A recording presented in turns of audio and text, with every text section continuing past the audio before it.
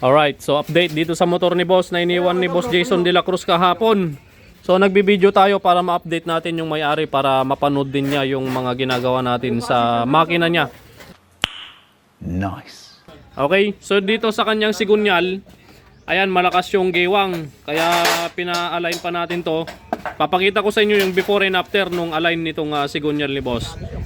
Okay, ito yung before na align niya. Malakas ang gewang mga kabro. Pagkatapos may align, ito na siya mga kabro. 0-0 align na siya. Goods na yan. Alright. Bali dito sa kanyang bearing sa sigunyal, pinalitan natin tong cover. Libre na to kay boss. Cover yung sealed ng bearing. Libre na yan. Tapos timing gear pinalitan na natin. Pinapress machine na natin doon sa kay Kuya Owen.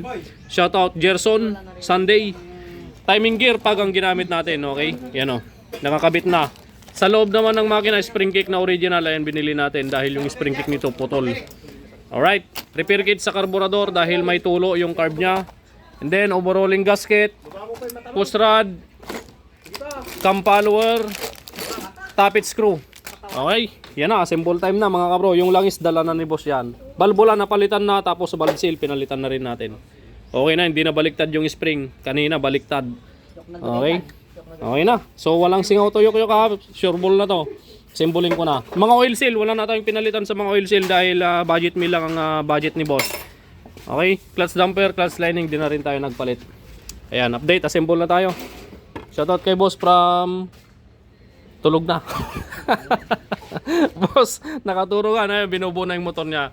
Okay, assemble time. Update ulit mamaya pag napandar na natin tong motor ni boss. May video to, yung andar niya kahapon nung inatid. Maingay talaga, malagitik. Ipaparinig ko din sa inyo yun. Before and after. Okay? Yan.